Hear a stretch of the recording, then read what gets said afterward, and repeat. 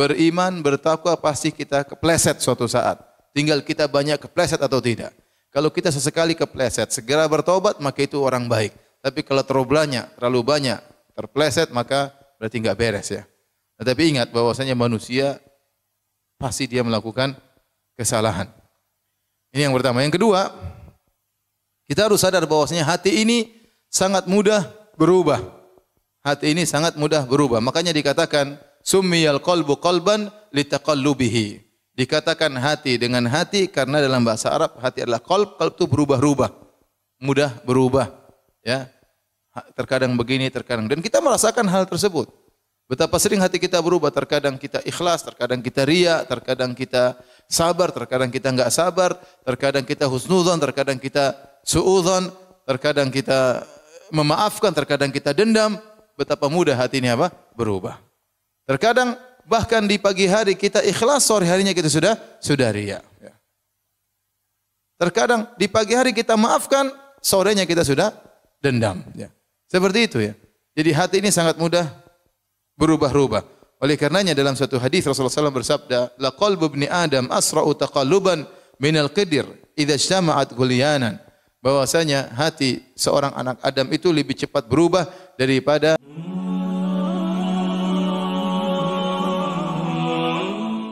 ini bukan hanya menimpa orang-orang yang baru hijrah ya, bahkan orang-orang yang sudah lama berhijrah ya juga mengalami hal tersebut ya, mengalami hal di mana mereka ada masa-masa dia futur untuk malas beribadah.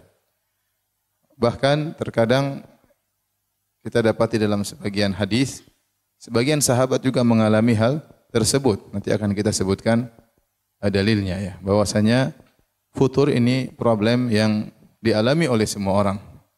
Karena sebagaimana perkataan pepatah, dawamul hal minal muhal, ya, bahwasanya selalu dalam satu kondisi taat terus itu adalah perkara yang mustahil. Nabi SAW bersabda, istaqimu walan tuhsuh.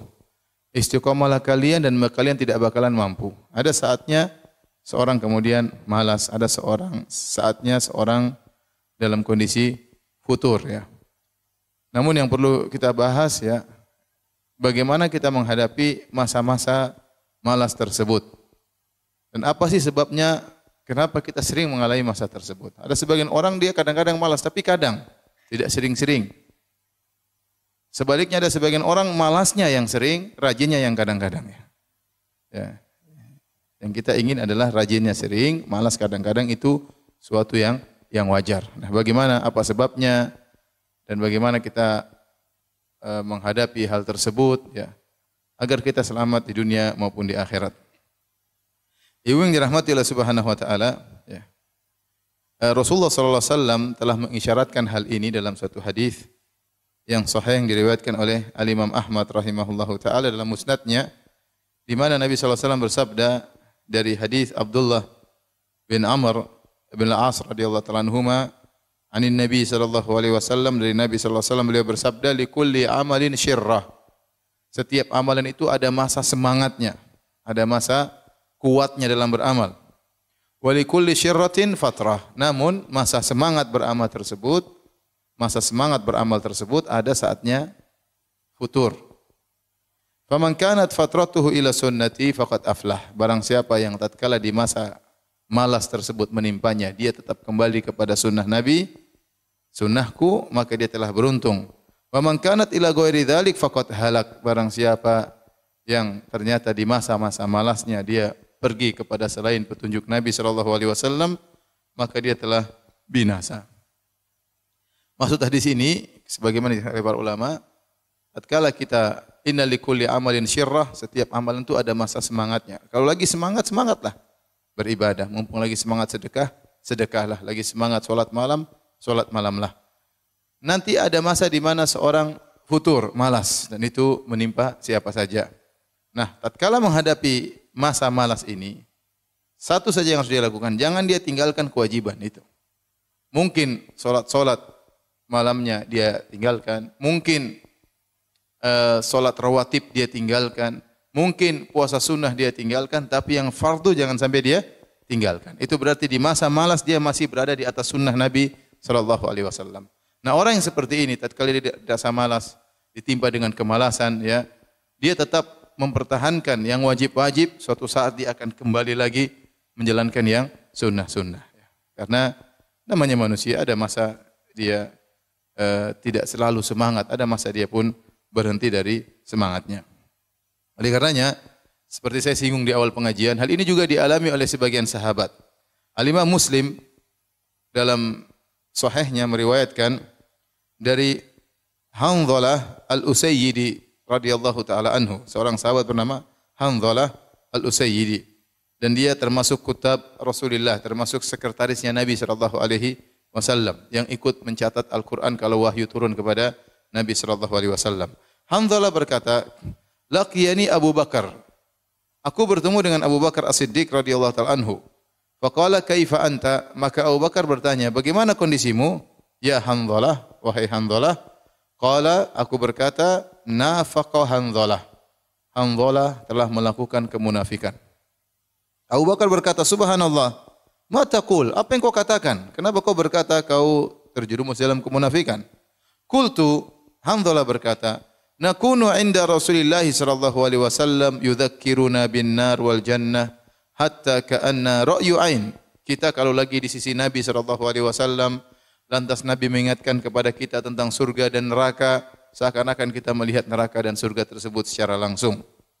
Ya, jadi kalau di sisi Nabi iman kita naik. Kita dengar Nabi cerita tentang surga, tentang neraka, seakan-akan kita lihat langsung surga dan neraka tersebut.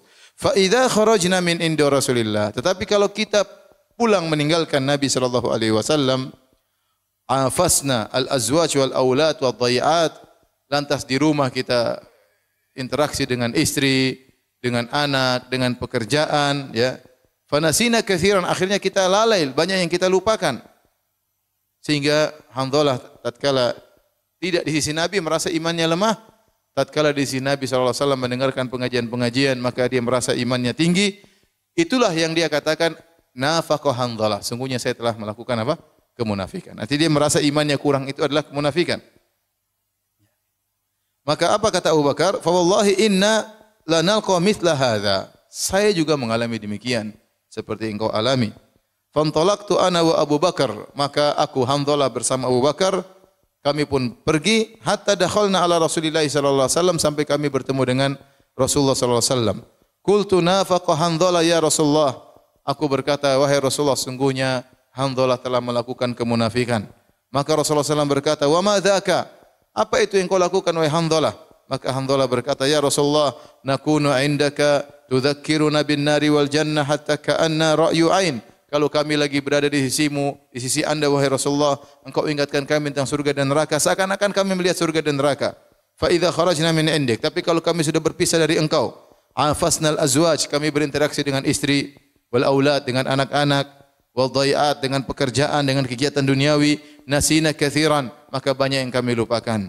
Faqala Rasulullah SAW bersabda, walladzi nafsi biyadihi in law tadumuna ala ma takununa indi wa fi dzikri la safahatkumul malaikatu ala furushikum wa fi turuqikum.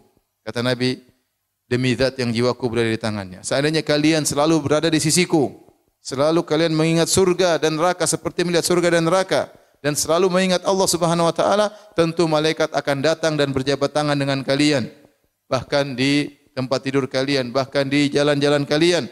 Akan tetapi walakin ya Hanzalah sa'atan wa sa'atan, akan tetapi sesaat dan sesaat, sesaat dan sesaat, sesaat dan sesaat. Rasulullah ulang sampai 3 kali. Kata para ulama maksudnya ada saatnya kau semangat beribadah, ada saatnya kau rileks, ya, untuk semangat berikutnya. Jadi hadis ini menjelaskan bahwasanya namanya futur, ya, itu dialami oleh siapa saja, bahkan dialami oleh para sahabat. Tetapi menjadi masalah bagaimana menghadapi futur tersebut, masa futur tersebut. Ya, Rasulullah mengatakan sa'ah, ada saatnya kita semangat, ada saatnya kita rileks, ya. Jalan sama keluarga, jalan sama anak-anak, ada saatnya kita ngumpul sama kawan-kawan, bercanda, bergurau. Tapi bukan itu seterusnya. Kita rileks sebentar untuk semangat lagi. Itu maksudnya kata Nabi sallallahu alaihi wasallam. Tapi ini mau saya ingin menyampaikan bahwasanya kita semua mengalami problematika tersebut. Bahwasanya terkadang kita mengalami kemalasan. Namun kalau futur sudah menyerang dan berkepanjangan, ini yang jadi masalah besar. Menjadi masalah besar. Berarti tatkala kita mengalami futur, kita tidak berada di atas sunnah, tapi kita menghadapi futur tersebut dengan cara yang salah. Ya, dengan cara yang salah. Di antara tanda-tanda kita menghadapi futur dengan cara yang salah, misalnya hati kita menjadi keras, ya, hati kita menjadi keras. Sehingga kita sulit, ya, terenyuh, sulit meneteskan air mata tatkala kita membaca Al-Qur'an atau tatkala mendengar lantunan bacaan Al-Qur'an. Itu pertanda bahwasanya hati kita bermasalah, hati kita bermasalah. Sebagaimana kata Utsman radhiyallahu taala anhu, ya, kalau seandainya kalian, ya, lau tahurat qulubukum, kalau hati kalian bersih, ma syabi'tum min kalami rabbikum, tentu kalian tidak akan merasa puas dengan membaca firman-firman Allah Subhanahu wa taala. Namun kita sendiri merasakan, kita baru baca satu halaman, dua halaman kita sudah malas, ya. Bahkan kita merasakan baca dengan penuh keberatan. Dengan rasa berat kita membaca ayat-ayat tersebut. Padahal itu adalah, ya, asupan buat hati. Itu adalah, ya, untuk membuat hati kita menjadi tenteram. Namun kenyataannya hati kita keras, di antara buktinya kita sulit untuk menangis tatkala kita membaca ayat-ayat Allah Subhanahu wa taala. Kemudian di antara tanda bahwasanya kita menghadapi futur dengan cara yang salah, merasa berat melaksanakan ibadah secara umum. Mau sholat duha rasanya malas banget, ya. Mau sholat malam apalagi, ya. Padahal kita sudah berusaha meletakkan alarm di mana-mana, tapi semuanya kita matikan dan kita tidur kembali. Alhamdulillah, ya. Sehingga kita tidak sholat malam. Terasa berat sekali untuk bangun, untuk wudu, kemudian kita sholat malam terasa berat. Itu berarti kita mengalami futur dan kita menghadapi futur tersebut dengan cara yang salah, ya. Sehingga kita malas beribadah. Ini macam-macam, mau puasa sunnah malas, mau sholat duha malas, sholat malam malas, mau sedekah ragu-ragu, ya. Kemudian di antara bentuk kita mengalami futur dan kita menghadapi futur dengan cara yang salah, kemalasan tersebut, misalnya kita selalu taswif, nanti deh, nanti, ya. Itu namanya taswif dalam istilah Arab. Sedikit-sedikit mau ini, nanti deh. Mau baca Quran, nanti malam deh. Malam tidur, ya. Mau malam baca Quran, besok pagi, ya. Seperti itu, kita nanti, mau bersedekah, nanti deh.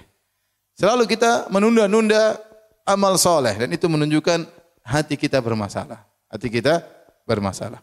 Oleh karenanya ibu yang dirahmati Allah Subhanahu wa taala, pada kesempatan kali ini kita akan lebih memperdalam tentang kenapa kita futur, ya, dan bagaimana cara kita menghadapi futur tersebut. Sebelumnya ada beberapa pengetahuan atau kaidah yang perlu kita ketahui, ya. Yang di antara hal-hal yang membuat kita memang harus mengalami futur mau tidak mau. Yang pertama, manusia, ya, pasti terjerumus dalam maksiat. Cuma bedanya apakah dia banyak bermaksiat atau sedikit bermaksiat. Tetapi pasti terjerumus dalam maksiat, itu suatu kepastian. Makanya Nabi sallallahu alaihi wasallam mengatakan, ya, kullu bani Adam khata' wa khairul khata'ina at-tawwabun. Seluruh namanya anak Adam pasti melakukan kesalahan, pasti. Dan sebaik-baik orang yang bersalah adalah yang bertaubat. Tadi saya sudah singgung juga hadisnya, istaqimu wa lan tuhsu. Istiqomalah kalian tidak bakalan mampu, siapapun orangnya. Siapapun orangnya, kecuali para nabi. Tapi selain para anbiya, ya, seperti kita modelnya, bagaimanapun kita berusaha untuk beriman, bertakwa, pasti kita kepleset suatu saat. Tinggal kita banyak kepleset atau tidak. Kalau kita sesekali kepleset, segera bertobat, maka itu orang baik. Tapi kalau terlalu banyak terpleset, maka berarti enggak beres, ya. Tetapi ingat bahwasanya manusia pasti dia melakukan kesalahan.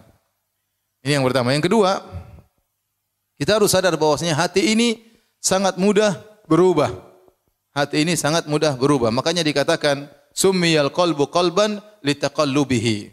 Dikatakan hati dengan hati karena dalam bahasa Arab hati adalah qalb, qalb itu berubah-ubah. Mudah berubah, ya. Terkadang begini, terkadang, dan kita merasakan hal tersebut. Betapa sering hati kita berubah, terkadang kita ikhlas, terkadang kita riya, terkadang kita sabar, terkadang kita enggak sabar, terkadang kita husnudzon, terkadang kita suudzon, terkadang kita memaafkan, terkadang kita dendam, betapa mudah hati ini apa? Berubah. Terkadang bahkan di pagi hari kita ikhlas, sore harinya kita sudah riya.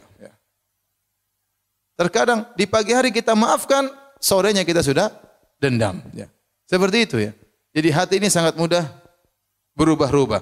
Oleh karenanya dalam satu hadis Rasulullah SAW bersabda, "La qalbu ibni Adam asra'u taqalluban minal qidir idza ijtama'at ghulyanan." Bahwasanya hati seorang anak Adam itu lebih cepat berubah daripada panci kalau sudah mendidih kan airnya bergejolak ya. Airnya mendidih sehingga bergejolak air tersebut, maka hati manusia lebih cepat berubah. Tatkala kita tahu hati mudah berubah, maka rawan untuk futur. Rawan untuk futur. Hari ini semangat, besok sudah malas.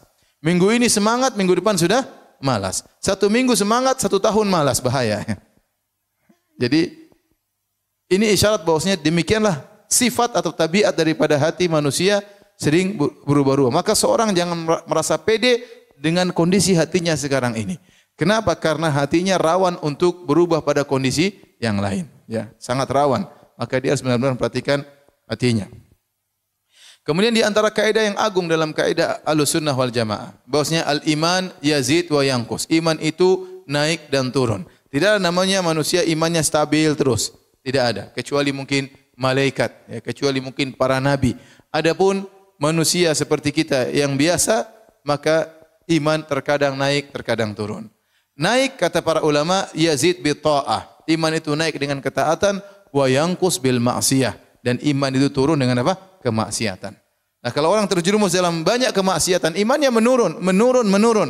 Dan kalau dia sudah imannya menurun, pasti dia akan ditimpa dengan futur yang luar biasa. Ya, rasa malas, rasa berat itu dia alami seluruhnya. Kenapa? Karena dia terlalu banyak maksiat kepada Allah Subhanahu wa taala. Apakah maksiat dengan pandangannya, apakah maksiat dengan pendengarannya, atau maksiat dengan lisannya. Tetapi kita semua merasakan bahwasanya iman terkadang naik, terkadang apa? Turun. Maka tatkala iman kita lagi turun, waspada. Jangan kita biarkan terus-menerus sehingga dia turun semakin habis, dan kita biarkan saja enjoy dengan kemaksiatan yang kita lakukan. Baik. Inilah hal-hal, poin-poin yang harus kita ketahui ya, sehingga kita tahu kondisi kita ini untuk futur sangat mudah. Ya, untuk futur sangat mudah. Maka kita senantiasa waspada ya dalam menghadapi tatkala kita sedang futur. Taib. Bagaimana cara kita untuk mengurangi futur, atau tatkala kita mengalami futur, apa yang harus kita lakukan? Ada beberapa hal yang mungkin harus kita perhatikan agar kita tidak cepat futur, dan kalau kita futur kita segera memperbaiki diri kita ya. Yang pertama, ibu yang dirahmati Allah Subhanahu wa taala, yang pertama beramal soleh sesuai dengan kemampuan ya. Sesuai dengan kemampuan. Jangan terlalu semangat berlebih-lebihan ya. Semangat terus mogok, berhenti. Ya. Tetapi berjalanlah semampunya tetapi berkesinambungan. Itu yang sangat penting. Tatkala kita berkesinambungan, maka kita tidak mudah terjerumus dalam futur. Kenapa bisa kita lakukan? Tapi kalau kita semangat berlebihan, akhirnya kita terjungkal sendiri. Dan itu banyak saya lihat. Orang mungkin baru hijrah, orang mungkin baru semangat luar biasa. Semangat tahu-tahu terjungkal. Entah berapa tahun kemudian kita enggak benar lagi tentang dirinya. Berapa tahun kemudian kita dengar lagi dia sudah tidak berdakwah. Berapa tahun kemudian kita sudah dengar lagi dia sudah tidak bersedekah. Berapa tahun kemudian kita dengar lagi dia sudah tidak ada pengajian di rumahnya, misalnya. Kenapa? Karena dia waktu semangat luar biasa berlebih-lebihan, imannya belum bisa sinkron dengan semangatnya. Sehingga saking semangatnya, kemudian dia mogok tiba-tiba. Dan itu bahaya. Ya. Oleh karenanya Nabi SAW bersabda, "Khudhu minal amali ma tutiqun." Kerjakanlah amal yang kalian mampu kerjakan. Fa inna Allah la yamallu hatta tamallu. Sungguhnya Allah tidak bosan sampai kalian yang bosan. Kemudian kata Nabi, wa ahabbu salati ila Nabi sallallahu alaihi wasallam ma duwima alaihi wa in qallat. Dan salat yang paling disukai oleh Nabi sallallahu alaihi wasallam adalah yang paling kontinu meskipun sedikit ya. Dalam hadis kata Nabi sallallahu alaihi wasallam, wa ahabbul a'mali ila Allah adwamuha wa in qallat. bahwasanya amalan yang paling dicintai oleh Allah adalah yang paling kontinu meskipun cuma apa? Sedikit. Kita tahu tidak semua ibu-ibu ya imannya tinggi kemudian semangat tiap hari saya baca 7 juz. Saya rasa enggak mampu ibu-ibu ya. Saya rasa enggak mampu ya. Saya aja belum tentu seperti itu bisa ya dengan berbagai macam kesibukan ya. Jangan kita paksakan diri, saya pasang harus tiap hari 5 juz misalnya. Kita bukan anak pondok di pesantren ya. Kalau pesantren terkadang 1 hari 10 juz bisa mereka. Kita masing-masing punya kegiatan, ibu-ibu juga banyak kegiatannya, bapak-bapak juga banyak kegiatannya. Kita lihat yang mungkin kita lakukan. Taruhlah setengah juz, oke. Saya mampu insya Allah sebagai tahap awal. Maka continue. Ya. Jangan langsung semangat 3 juz tiap hari. Tahu-tahu 3 juz, 3 juz, 3 juz, 3 juz, terus tahu apa? KO. Ya. Habis itu enggak lagi ya. Enggak lagi baca Quran. Ya. Ya. Mulailah baca-baca yang lainnya. Dan itu terjadi ya. Dalam satu hadis, ya dikhulun Nabi sallallahu alaihi wasallam zata yaumin fil masjid. Satu hari Rasulullah SAW masuk ke masjid. Fa idza hablun mamdudun baina sariyatain. Tiba-tiba Nabi melihat ada tali yang terikat antara satu tiang dengan tiang masjid yang lainnya. Faqala ma hadzal hablu? Ini tali apa kata Nabi sallallahu alaihi wasallam? Qalu hadza hablun li Zainab. Ini tali milik Zainab. Buat apa? Dia pasang tali antara tiang dengan tiang. Fa idza fatarat ta'allaqat. Dia salat kalau dia capek dia pegang tali tersebut. Subhanallah, semangat ibadah. Dia salat kalau sudah capek dia tetap salat berdiri sambil bergantung kepada tali tersebut. Faqala Nabi sallallahu alaihi wasallam, ya, hullu, lepaskan tali tersebut. Liyusalli ahadukum nasyatahu. Hendaknya seorang salat dengan semangatnya. Fa idza fatara falyaqud. Kalau dia capek ya salat sambil duduk. Kalau dia capek salat sambil apa? Duduk. Salat sunnah kan boleh sambil duduk. Jangan maksakan diri akhirnya berdiri itu sudah saking capeknya tetap bergantungan kepada apa? Kepada tali. Ya ini dilarang oleh Nabi sallallahu alaihi wasallam karena ini beribadah yang berlebih-lebihan. Oleh karenanya waktu ada 3 orang datang kepada Nabi sallallahu alaihi wasallam, kemudian 3-tiganya bercita-cita untuk beribadah yang banyak. Satunya berkata, "Innila usholil lail wala anam." Saya ingin salat semalam suntuk, saya tidak mau tidur. Satu berkata, "Sa'asum wala uftir." Saya ingin tiap hari puasa dan saya tidak berbuka. Yang satu berkata, "Ini sa'atazilun nisa." Saya enggak mau nikahi wanita-wanita, mengganggu saja. Akhirnya kata Nabi sallallahu alaihi wasallam, "Kamu yang ngomong begini, kamu yang ngomong begini, kata Nabi, "Innila atqakum lillah wa akhsyakum." Aku adalah orang yang paling bertakwa kepada Allah dan yang paling takut kepada Allah. Walakinni usolli wa anam, tapi saya salat dan saya apa? Tidur. Wa asumu wa uftir, saya berpuasa dan saya berbuka. Wa atazawwajun nisa, dan saya menikahi para wanita. Faman raghiba an sunnati falaysa minni. Barang saya benci dengan sunnahku bukan dari golonganku. Jadi Nabi memberikan contoh ibadah sesuai dengan kemampuan masing-masing. Kita mungkin tatkala baca sejarah sahabat ibadahnya luar biasa, ya, itu dia imannya sudah tinggi. Kita jangan langsung tiba-tiba pengin niru dia. Kita enggak mampu. Ya. Kita pelan-pelan, semuanya perlu tahapan. Tahu-tahu baca, ada sahabat sholat 1 rakaat 30 juz. Saya pengen coba. Enggak bisa. Enggak bisa. Iman masih sangat pas-pasan ya. Kemudian pengin 1 rakaat 30 juz tidak mampu. Jadi maksud saya Islam itu logis dan Islam itu ada porsinya masing-masing. Ya makanya hadis yang masyhur tentang kisah Salman Al-Farisi waktu bertemu dengan Abu Darda. Salman mendatangi Abu Darda, ternyata Abu Darda tidak ada di rumah dan ada istrinya. Istrinya penampilannya tidak rapi, maka Salman bertanya, "Mana suamimu?" Kata istrinya, "Akhuka Abu Darda laisa lahu hajatun ila dunya." Sungguhnya Abu Darda, saudaramu tersebut tidak butuh dengan dunia. Artinya kawanmu itu tidak perhatian sama saya istrinya. Akhirnya Salman menanti kedatangan Abu Darda. Ternyata Abu Darda sedang puasa. Kemudian Abu Darda hidangkan makanan kepada Salman. Kata Abu Darda, "Makan wahai Salman." Kata Salman radhiyallahu anhu, "Enggak. Saya tidak makan sampai kau makan juga." Kata Abu Darda, "Saya puasa." Kata Salman, "Buka puasamu baru kita makan bareng." Akhirnya mereka makan bareng. Kemudian di malam hari baru sepertiga malam pertama Abu Darda semangat ibadah, pingin salat malam. Kata Salman, "Belum, tidur dulu." Mungkin jam 10 atau jam 12 bangun lagi pingin salat.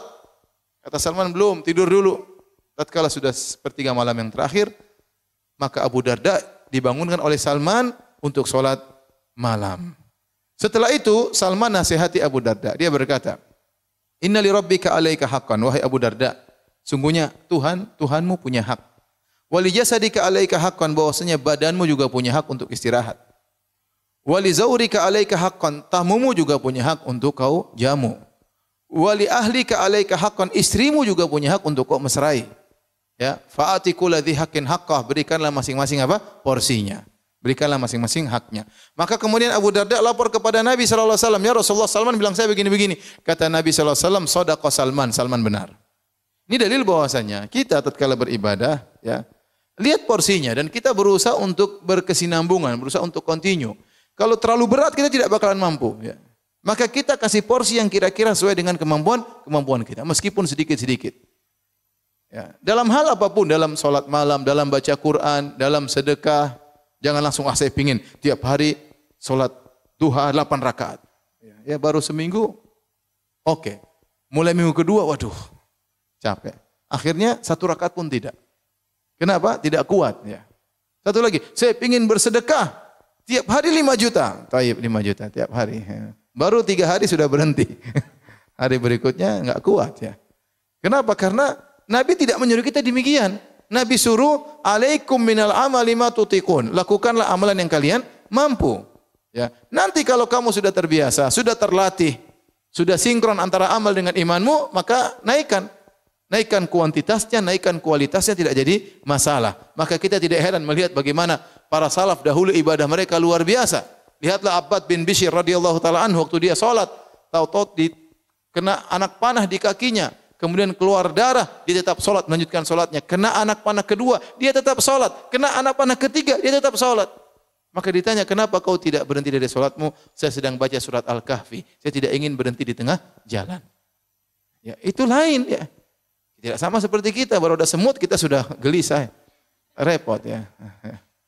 Jadi, maksud saya, seorang berusaha mencapai derajat yang tinggi, tapi perlahan. Nah, kalau dia tidak melalui tahapan, sering futur. Sering futur. Baru hijrah, langsung bikin pengajian tiap hari di rumahnya. Ya. Haram. Aduh, haram semua, Buya, enggak usah pengajian. Ini pengajian bikin saya tidak bisa hidup begini caranya. Ya. Kesini enggak boleh, kesana enggak boleh, jalan-jalan enggak boleh, beli ini enggak boleh, anu enggak boleh. Udah buyar pengajian. Ya pelan-pelan ya, pelan-pelan. Pelan-pelan. Iman kita enggak kuat, pelan-pelan. Rasulullah suruh apa? Bertahap. Karena kalau kita langsung semangat, terus-terusan, saya bukan ngajarin ibu malas-malas, ya enggak ya. Bukan berarti Ustadz bilang boleh malas-malasan. Bukan malas-malasan, enggak. Tapi pelan-pelan, bertahap. Jangan langsung kenceng, voltase tinggi, akhirnya meledak. Enggak kuat. Ya. Maka ini diantara hal yang membantu kita untuk bisa bertahan, tidak futur. Kita kerjakan ibadah sesuai dengan kemampuan. Kalau ada orang lihat satu ibu yang satu, Masya Allah, tiap hari bacuran gak bener, iya sudah. Kita jangan dengki, kita bilang Masya Allah, saya belum bisa seperti dia. Saya pingin seperti dia, saya enggak mampu. Pelan-pelan lah. Ya sudah. Jangan langsung kita pingin seperti dia, semangat, akhirnya kita terputus, futur, enggak kuat. Taib. Oleh karenanya Nabi SAW pernah bersabda, halakal mutanatti'un. Celaka orang-orang yang berlebih-lebihan. Celaka orang-orang yang berlebih-lebihan. Tidak mampu, kemudian dia memaksakan dirinya. Tapi di antara hal yang membantu kita untuk bisa, ya, tatkala sedang mengalami futur kita bisa segera atasi, yaitu at-ta'ahud bil iman. Kita senantiasa memperhatikan kondisi iman kita, ya, iman kita. Ada perkataan indah dari Abu Darda radhiyallahu anhu, seorang sahabat. Abu Darda, dia berkata, min fiqhil abdi an yata'ahada imanahu wa ma naqasa minhu. Di antara fikih, yaitu ilmunya seseorang, dia memperhatikan kondisi imannya, wa ma naqasa minhu, kapan imannya turun dia ngerti. Wa min fiqhil abdi an ya'lama ayasdadu huwa am yanqusu am yantaqisu. Maka di antara fikih, kefakihan seorang hamba, yaitu berarti dia berilmu, dia tahu imannya sedang naik atau imannya sedang turun. Kemudian Abu Darda juga berkata, wa min fiqhil abdi an ya'lam nazagati syaitan anna ta'tih. Di antara fikih seorang hamba, dia tahu kapan godaan setan menimpanya dan dari mana godaan setan itu menyerangnya. Ini sangat penting, ibu-ibu yang dirahmati Allah Subhanahu wa taala. Seorang tahu imannya sedang naik atau sedang turun. Dan itu dia bisa mengontrol. Contoh, dia datang ke pengajian, imannya naik, oh berarti bagus ke pengajian. Contoh dia pergi jalan-jalan ke sana kemari, ketemu dengan orang-orang enggak jelas, dia rasa imannya turun, nah berarti ini iman saya sedang turun, berarti enggak beres perbuatan saya ini. Dia ngerti. Bahkan lebih daripada itu, dia tahu an ya'lama nazaqati syaitan anna ta'ti, dia tahu kapan godaan syaitan bisa menimpanya, dari arah mana dia tergoda, dari arah mana imannya turun. Kita sebenarnya dikasih sinyal oleh Allah Subhanahu wa taala, dikasih sinyal. Tapi terkadang kita tidak pedulikan. Ya, tidak pedulikan. Ya, saya sering sampaikan, saya pernah ketika di Melbourne ada seorang yang bertanya, "Ya Ustadz, saya diundang buka puasa sama kawan-kawan lama saya. Terus kenapa? Tapi kawan-kawan itu dulu sering mabok sama saya. Dan biasanya kalau habis buka puasa kita mabok." Terus gimana? Saya bilang, "Ya janganlah." Ya. Jangan. Ya. Dia tahu bahwasanya setan datang dari situ. Kalau dia sudah kumpul sama teman-teman lamanya, dia akan tergoda sebagaimana yang mereka lakukan. Akhirnya dia benar-benar mabok bersama teman-temannya. Kita masing-masing tahu. Seorang tahu tatkala dia misalnya lagi ke tempat tertentu, imannya turun, maka jangan ke situ. Seorang tahu kalau dia bertemu dengan si fulanah kawan lamanya, dia akan terjebak dibawa kepada yang haram, maka jangan dia ketemu si fulanah tersebut. Jadi dia tahu kapan setan bisa menggoda. Dan setan sangat cerdas, ibu yang dirahmati Allah Subhanahu. Dia tahu si fulanah ini digodanya dengan ini, si fulanah ini digodanya dengan ini.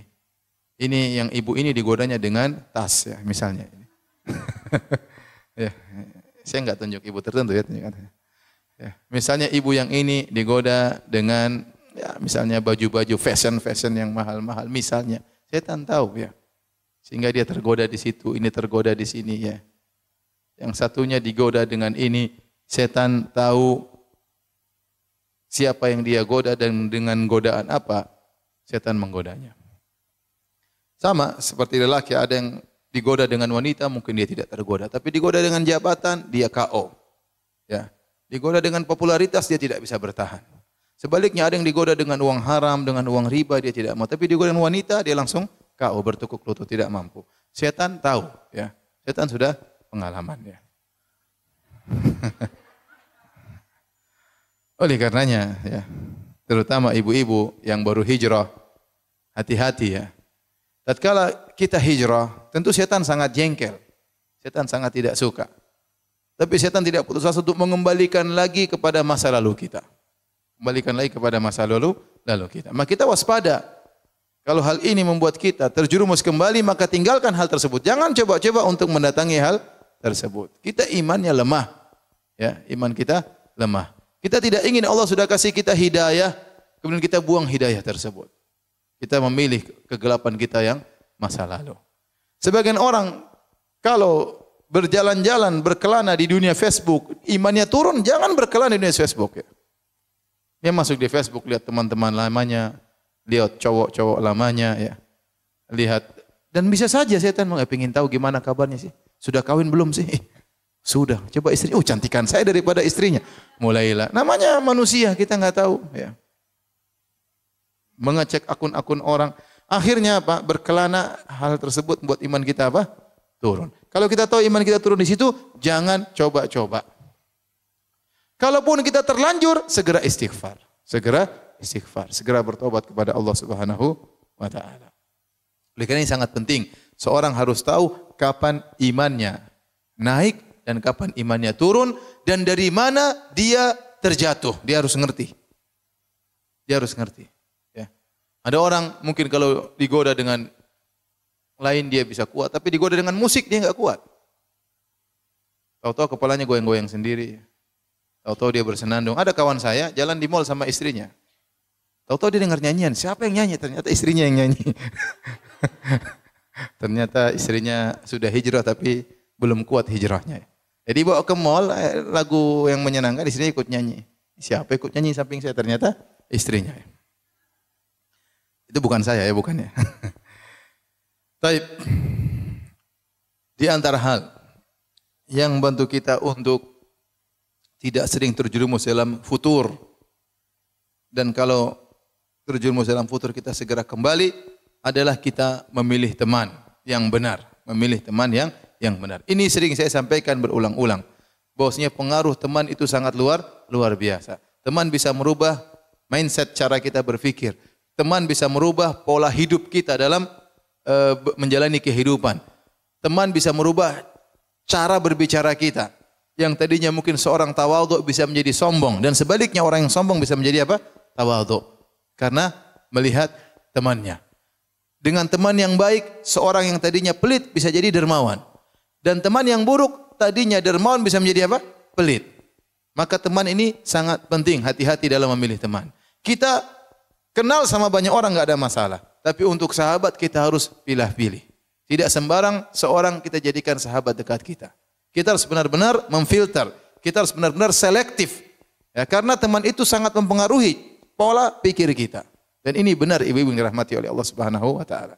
Maka waspada ya. Ya. Ada seorang misalnya miskin bergaul sama orang kaya. Orang kayanya ngomong tinggi-tinggi terus. Ini si miskin akhirnya ngomong juga apa? Tinggi-tinggi. Dia lupa dirinya, bahwasanya dirinya apa? Miskin. Dan ini terjadi. Akhirnya dia pulang bawa penderitaan buat suaminya. Ngomongnya gara-gara salah bergaul. Gara-gara salah bergaul. Tetapi seorang yang misalnya kaya, sombong, bergaul dengan orang yang mungkin sederhana, kemudian lihat kesederhanaannya, maka mungkin bisa turun kesombongannya. Maka di antara penyesalan yang diucapkan oleh orang-orang yang masuk neraka jahanam adalah menyesal karena salah bergaul. Kata Allah Subhanahu wa taala, "Wa yauma ya'addu adh-dhalimu 'ala yadayhi yaqulu ya laitani ittakhadhtu ma'ar rasuli sabila." Hari di mana tatkala orang yang zalim menggigit kedua tangannya sebagai bentuk penyesalan, dan dia berkata, seandainya dahulu saya mengikuti jalannya Rasulullah sallallahu alaihi wasallam, ya wailata laitani lam attakhidh fulanan khalila. Seandainya dahulu saya tidak menjadikan si fulan sebagai kawanku, laqad adallani 'ani dzikri. Dia telah membuat saya lalai dari mengingat Allah Subhanahu wa taala. Ya benar, ketemu kawan main terus kerjanya. Ketemu kawan misalnya laki-laki, ketemu kawan hobinya bola, sudah ikuti bola, berita ini, berita terus enggak berhenti, namanya bola enggak pernah berhenti. Akhirnya waktunya habis tentang apa? Bola. Ibu juga demikian, hati ketemu dengan seorang ibu bicaranya fashion terus enggak berhenti, aduh. Ya, meskipun kita punya uang banyak, bukan itu pembicaraan kita. Apalagi kalau enggak punya uang ya. Bicara ini merek anu. Ya, kita semua ibu-ibu butuh baju, oke, tapi bukan itu pembicaraan kita setiap hari. Kecuali ibu pedagang yang lain cerita. Tapi kalau jadi mau saya ya, jangan sampai kita salah bergaul, akhirnya cara berpikir kita berubah. Ya. Kita bergaul sama orang suka gibah, kita akan jadi tukang gibah. Karena namanya persahabatan itu pasti ada sinkronisasi. Ini sering saya sampaikan. As-sahibu sahib, sahabat pasti menggeret. Pasti terjadi proses sinkronisasi. Kalau kita yang enggak berubah menjadi dia, dia yang berubah menjadi seperti kita. Pasti ada penyesuaian, adaptasi antara satu dengan yang lainnya. Maka hati-hati, jangan sampai kita salah bergaul. Makanya Nabi dahulu disuruh oleh Allah bergaul dengan orang miskin. Nabi dahulu disuruh oleh Allah bergaul dengan orang miskin. Kata Allah Subhanahu wa taala, "Wasbir nafsaka ma'al ladzina yad'una rabbahum bil ghadati wal ashirin wajha, wa la ta'du aynaka anhum turidu zinatal hayatid dunya." Kata Allah Subhanahu wa taala dalam surat Al-Kahfi, sabarkanlah dirimu wahai Muhammad bersama orang-orang yang berdoa kepada Rabb mereka di pagi hari dan di petang hari, yang mereka berharap wajah Allah Subhanahu wa taala. Jangan kau panjangkan pandanganmu ya dari orang-orang miskin tersebut kepada orang-orang yang kaya, kau hanya menghendaki kehidupan dunia. Jadi kita ini bergaul sama orang yang ingatan kita dengan akhirat. Ya. Ya. Kita bergaul ada yang mungkin sederajat dengan kita secara ekonomi. Tidak apa-apa kita bergaul dengan orang lebih daripada kita. Dan kita punya teman juga yang miskin. Agar kita bisa seimbang. Ya. Kita bergaul dengan atas-atas terus, akhirnya kita lupa bahwasanya dunia ini seakan-akan kita pegang selama-lamanya. Kita lupa bahwasanya dunia akan pergi.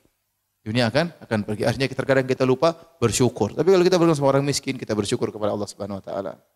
Ya, kita mungkin bisa membantu dia. Jadi maksud saya, hati-hati dalam bergaul ya.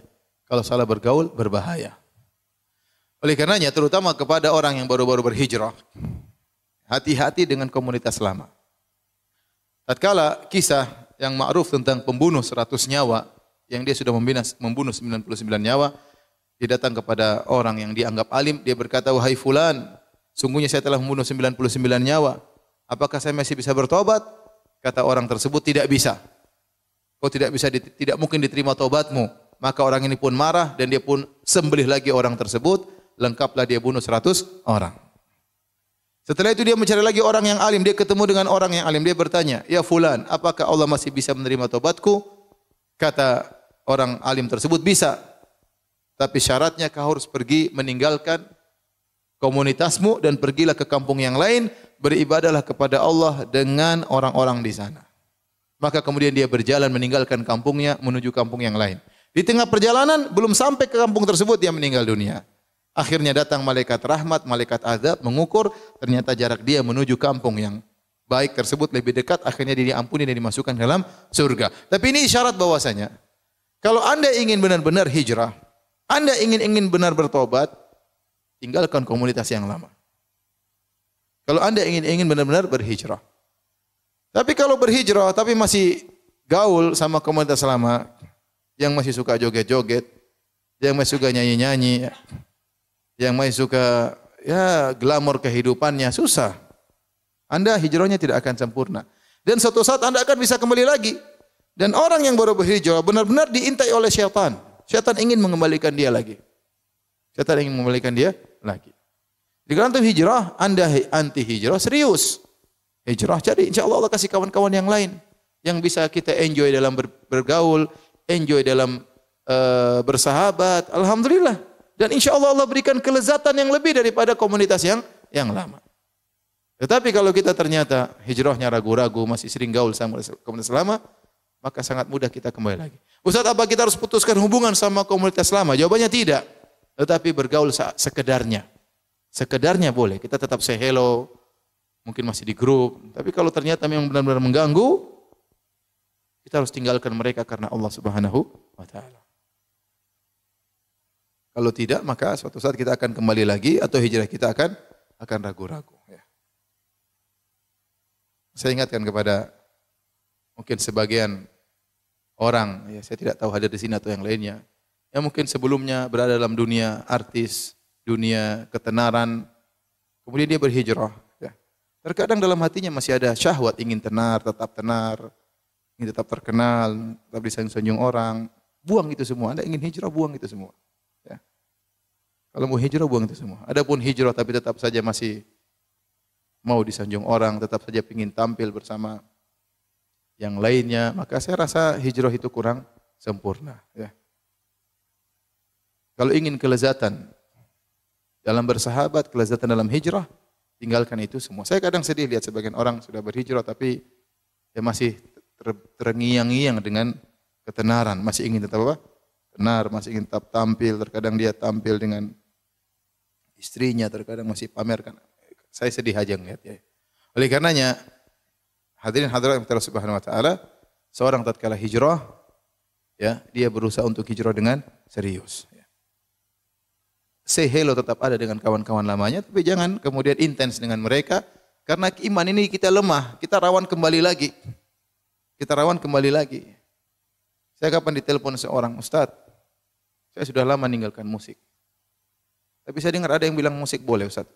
Gimana? Saya mau kembali lagi." Jangan, saya bilang. Aduh, antum sudah dapat nikmat jauh dari musik, nikmat mendengarkan Al-Quran, nikmat mendengar pengajian, kemudian mau rusak lagi antum dengan musik-musik yang sudah antum tinggalkan. Untuk menghilangkan racun musik dari hati sih tidak gampang. Saya aja yang sudah jadi ustaz terkadang dengar musik masih apa? Masih goyang. mengganggu. Lagi yang baru apa? Baru hijrah. Ya. Ya, racun itu sulit. Terkadang sudah kita buang, muncul lagi racun tersebut. Ya. Ya.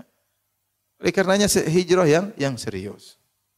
Ya. Agar kita terhindar dari yang namanya futur. Ya. Kemudian di antara hal yang membantu kita untuk tidak terjebak dengan futur, ataupun kalau kita sudah mengalami futur, kemalasan, segera kita bisa obati. Di antara jangan meremehkan dosa-dosa kecil. Jangan meremehkan dosa-dosa kecil. Ya. Seorang penyair berkata, "Khallidz dzunuba kabiraha wa saghiraha dzaka tuqa." Bersihkanlah dirimu atau tinggalkanlah dirimu dari dosa-dosa, baik dosa besar maupun dosa kecil. Itulah ketakwaan yang sesungguhnya. Wahdhar kamashin fawqa ardi syauqi yahdharu ma yara. Jadilah engkau seperti seorang yang berjalan di satu jalan yang banyak durinya, maka dia senantiasa waspada jangan sampai ada duri besar, duduk kecil yang menusuknya, senantiasa dia waspada. La tahqiranna saghiratan innal jibala minal hasa. Jangan kau pernah meremehkan dosa kecil. Sungguhnya gunung berasal dari kumpulan batu-batu yang kecil. Oleh karena seorang waspada, ya, sering dia akhirnya futur gara-gara dosa-dosa kecil. Ya, misalnya, mengumbar pandangan secara syariat dia bukan dosa besar, dia dosa kecil. Tapi kalau orang meremehkan hal tersebut, dia mengumbar, terbiaskan pada hatinya. Maka kemudian apa yang dia lihat semuanya masuk dalam hatinya, akhirnya dia timbul kemalasan. Ya, timbul rasa malas. Contoh, ya mungkin, Ustaz, masa kita enggak boleh nonton bioskop? Ya, boleh, tapi film apa? Ipin Upin terus musiknya dimatiin. Tapi kalau orang nonton misalnya film-film baru, ya, itu bukan dosa besar, bukan dosa besar. Kalau kita bicara syariat, dia bukan apa dosa besar. Dia dosa kecil, tetapi tatkala kita biasakan hal tersebut, itu pasti membias dalam hati kita, pasti. Kita melihat wanita yang cantik jelita di film tersebut, ya, yang mungkin lihat seorang wanita melihat lelaki yang tampan, kemudian macam-macam, akhirnya dia bandingkan dengan suaminya, sang suami bandingkan dengan istrinya, ya. Filmnya bagus sekali sayang, iya, karena artisnya cantik. Nah, begitu ya. Akhirnya istri bilang, ya Abi filmnya bagus ya karena aktornya tampan misalnya. Dan itu dosa kecil tapi terbias dalam hati kita, akhirnya itu membuat kita malas.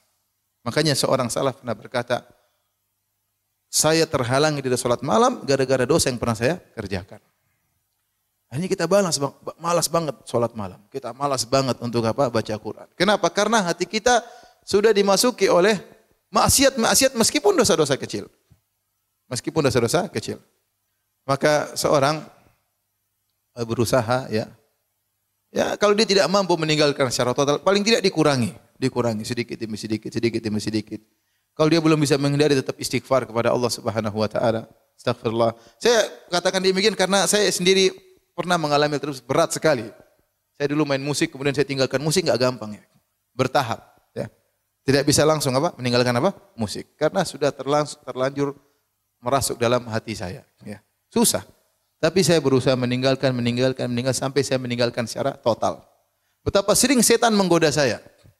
Saya sudah tinggalkan, tahu-tahu dalam mimpi saya main gitar. Benar, demi Allah, berapa kali saya mimpi seperti itu. Saya sudah lupa lagu tersebut, dalam mimpi setan mengingatkan lagu tersebut. Saya bangun, ya Allah, lagunya masih saya hafal. Coba, ini setan. Itu memang benar. Saya ngalami sini, saya tidak bilang tinggalkan total, tidak mudah. Saya bicara yang realistis aja. Mungkin di antara anti yang punya hobi-hobi tertentu, ya sudahlah, pelan-pelan lah. Ya, kalau bisa tinggalkan total, alhamdulillah. Kalau enggak bisa, harus ada niat untuk meninggalkan hal tersebut. Kalau enggak, kita akan mengalami futur, kemalasan yang bertambah-tambah tidak hilang dari diri kita. Kenapa? Karena kita bergelimang dengan dosa-dosa meskipun dosa-dosa kecil. Saya tidak bicara dosa besar seperti zina, minum khamr, enggak. Ya. Dosa-dosa kecil juga punya pengaruh terhadap kerajinan kita atau kemalasan kita dalam beribadah. Dan itu sudah pasti, tidak mungkin tidak. Sudah pasti dan tidak mungkin tidak. Ya. Ini ya di antara hal yang mungkin membantu kita untuk terhindar dari futur adalah kita berusaha menarik diri kita dari dosa-dosa kecil. Kalau kita terjerumus segera istighfar, astagfirullah. Astagfirullah, Allah Maha Mengampun. Tuhan kita itu maha baik. Betapa sering kita terjun dalam maksiat, kita minta ampun, Allah terima taubat kita. Kemudian yang berikutnya, jangan buang-buang waktu. Ibu-ibu yang dirahmati Allah Subhanahu wa taala, ya, waktu ini kita usahakan kita manfaatkan. Dan Rasulullah sudah ingatkan, nikmatani maghbunun fihima katsirun minan nas. Ya, dua kenikmatan yang banyak orang terpedaya dalamnya adalah sehat wal faraq.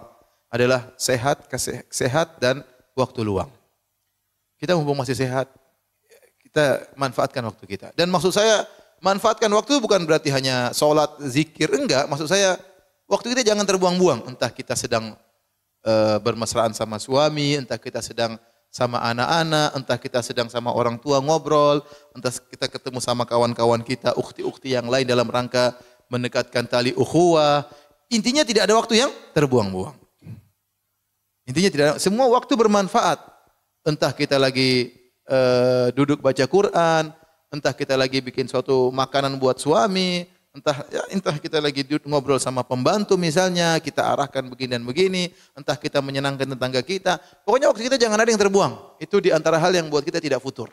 Sehingga setiap waktu yang ada kita alami, semuanya berpahala. Karena saya sering sampaikan bahwasanya ibadah bukan cuma baca Quran, bukan cuma zikir, senyum sama suami, ngurusin anak-anak, telepon orang tua, ziarah ke orang tua, telepon kakak adik, ketemu dengan keponakan, banyak yang bisa kita kerjakan. Kalau disuruh kita baca Quran dari jam 6 pagi sampai jam 6 sore enggak kuat. Tidak kuat kita. Ya. Yang bisa cuma malaikat. Malaikat kalau sudah beribadah kata Allah, la yafturun, tidak pernah futur malaikat kalau beribadah. La yas'amun, tidak pernah bosan. Kita ditimpa dengan kemalasan, ditimpa dengan kebosanan. Oleh karenanya tatkala kita mengalami keletihan dalam beribadah, isi dengan yang lain. Isinya berusaha untuk bermanfaat. Ya. Kalau enggak kita ngobrol dengan kawan-kawan di grup yang bermanfaat, waktu kita jangan dibuang. Ini membantu kita untuk melawan futur. Sebagian orang bingung, waktunya kebanyakan, dia ingin membunuh waktunya. Caranya apa ya? Sudah dia maksiat. Ya, dia maksiat. Lakukan hal yang tidak bermanfaat. Ya. Sementara waktu terus berjalan, umur kita semakin berkurang, ya, wajah semakin keriput, ya, dan seterusnya. Tubuh semakin membengkak. Oleh karenanya jangan buang-buang waktu. Yang terakhir yang dirahmati Allah Subhanahu wa taala, atau sebelum yang terakhir, punya rutinitas harian yang kita berusaha tidak kita tinggalkan apapun yang terjadi. Saya tidak usah bilang banyak-banyak, tapi yang penting kita berusaha melaksanakan rutinitas tersebut. Contohnya, zikir pagi petang, jangan pernah tinggalkan. Sudah, saya punya jadwal, saya harus zikir pagi, zikir petang.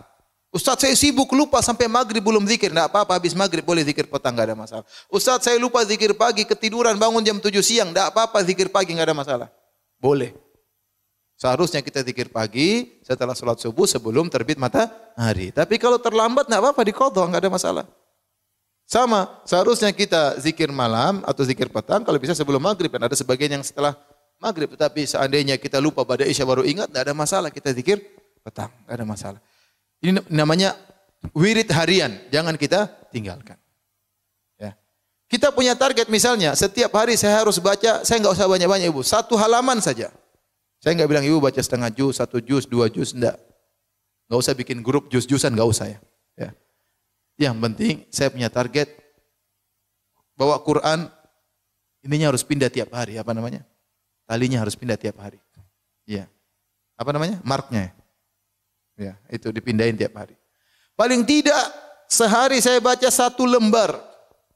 Kalau tidak ada waktu lagi itu memang kebangetan. Kita baca berita di internet berjam-jam kita kuat. Bolak-balik lihat model sepatu kita kuat. Tas kita lihat terus berjam-jam meskipun enggak punya duit kita kuat. Masa kita membaca Quran tidak kuat? Harus ibu-ibu. Dan tidak mengapa wanita haid baca Quran, enggak ada masalah. Yang penting jangan dipegang langsung Al-Qur'annya. Pokoknya buka, disitulah ketenangan, disitulah kebahagiaan. Disitulah Allah akan menjaga hati kita. Nanti setiap malam Jumat atau hari Jumat baca surat Al-Kahfi. Seminggu sekali kita baca. Karena dalam hadis disebutkan barang saya baca surat Al-Kahfi, Allah akan berikan sinar antara dia sampai Jumat ini sampai Jumat berikutnya. Itu di antara hal yang membantu kita untuk diberi petunjuk oleh Allah Subhanahu wa taala. Sudah enggak usah banyak-banyak, itu aja saya bilang, enggak usah banyak-banyak, yang penting salat malam 1 rakaat enggak ada masalah kalau bisa. Kalau enggak bisa yang tadi aja dulu, ya. Rutin, ya. Kemudian jangan lupa mendoakan orang tua, mendoakan anak-anak. Tapi yang terakhir yang ingin saya sampaikan adalah banyak berdoa kepada Allah agar kita dikokohkan hati kita, dan di antara doa yang paling agung adalah ya muqallibal qulub tsabbit qalbi ala dinik. Dan di antara doa yang paling agung adalah ihdinas siratal mustaqim. Itu doa yang paling agung. Bahkan wajib kita baca dalam salat. Kalau kita tidak baca salat kita tidak sah. Yang jadi masalah kebanyakan kita baca tidak kita renungkan. Itu yang jadi masalah. Ihdinas siratal mustaqim maksudnya apa? Ya Allah tunjukkanlah aku kepada jalan yang lurus. Kalau sudah aku menempuh jalan yang lurus, ya Allah kokohkan aku di atas jalan tersebut. Itu maksudnya. Tapi kita sering baca ihdinas siratal mustaqim kayak numpang lewat karena kita sudah saking hafalnya. Bahkan pikiran kita ke pasar pun kita bisa baca ihdinas siratal mustaqim. Saking hafalnya.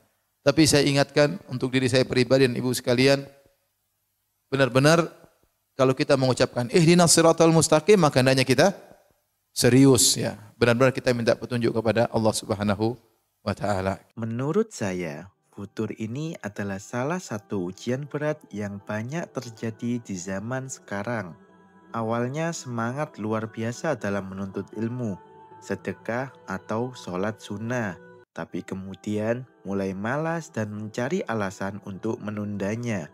Penyebabnya bisa karena lingkungan pertemanan yang sangat buruk, terlalu banyak sibuk dengan urusan dunia, atau terlalu sering membuka hiburan yang melalaikan di media sosial. Kalau kita lihat realita zaman sekarang, banyak orang yang rajin ibadahnya hanya di bulan Ramadan saja, tapi setelah itu kembali lalai. Ada juga yang saat awal ikut kajian penuh semangat, tapi lama-lama menghilang. Semua itu adalah tanda futur yang harus segera diatasi dengan doa, menjaga niat, memperbaiki lingkungan, dan mengingat kematian. Futur itu berbahaya karena jika kita biarkan, bisa membuat hati amat keras, iman melemah, dan pada akhirnya bisa meninggalkan ketaatan. Jadi, menurut saya, melawan futur harus dilakukan dengan kesungguhan, dengan cara beristighfar, muhasabah diri, serta mendekatkan diri pada majelis ilmu dan orang-orang yang solih. Barakallahu fikum.